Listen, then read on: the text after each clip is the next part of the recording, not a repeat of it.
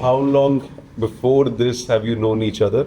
Oh my God. Oh yeah, that's a long story. 1985. I was in my first year of uni. I was 16 and my husband was 21.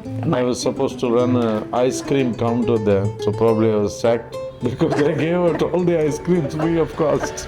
To all the girls. Have you ever wanted to start a restaurant? Maybe you had a quiet thought muttered under your breath, or you said it out loud among your friends. You wanted to start a restaurant, a cafe, or even a shack in Goa. We all have thought that. So did Rajani and Krishnan. But their story is fairly different. They didn't just pack their bags and chase their dreams. Life led them through a fair bit. Love, marriage, kids, building a career, going all the way to Dubai to settle down, only for the itch to come back. It was time.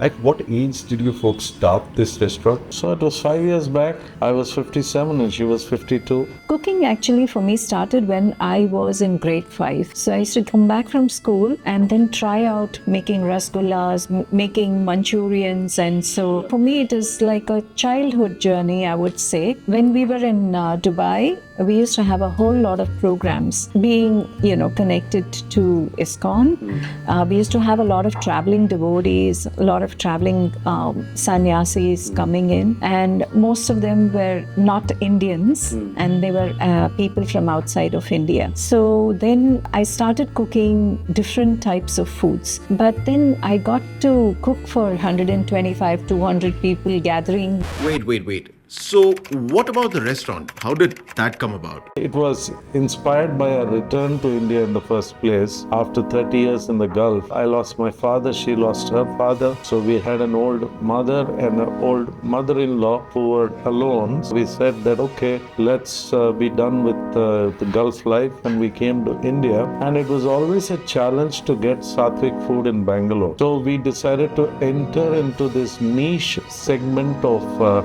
vegetarian food. So that's what inspired us to start this business. So this business was started about 5 years back with a small cloud kitchen which extended into a restaurant in Whitefield, and then we started this fine dine restaurant. That is Element 3, tucked into the busy bylanes of bustling Indiranagar. It has a simple philosophy at its core: good people make good food. Look at the name, Element 3, a healthy body, a nourished mind, and a blissful soul. It was no doubt a new business for us, so most of the time it has been a on-the-job training for us too. When it's a new business, you have to learn from people who have the experience, which demands a lot of humility. It's human intense. So this whole industry, hospitality is human intense. When I say human intense, you're dealing with the moods of so many people.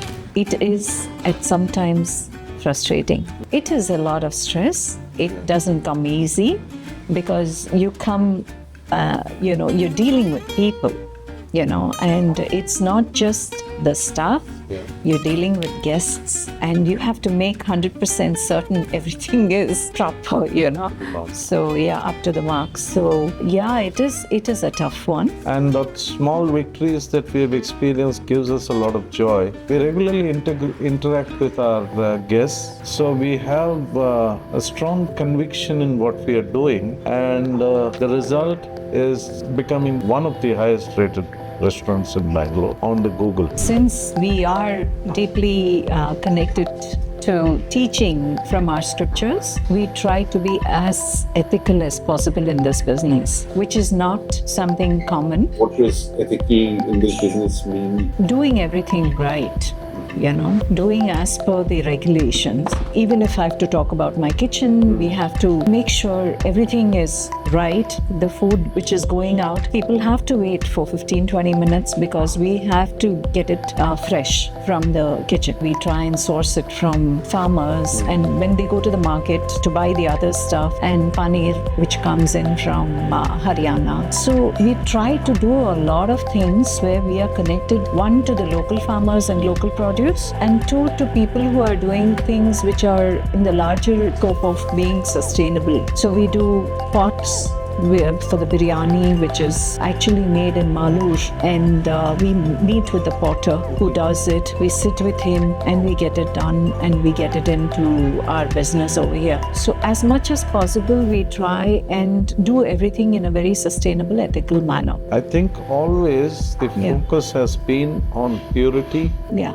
cleanliness, and freshness of the food itself. We source our vegetables once in 2 days, and then we make our gravies almost on a daily basis, which doesn't happen in any restaurant. So therefore there is a lot of focus on purity, a lot of focus on freshness. So therefore fresh food is the way to go. That was our first episode of this new series where we highlight the achievements of the Generation Evergreen.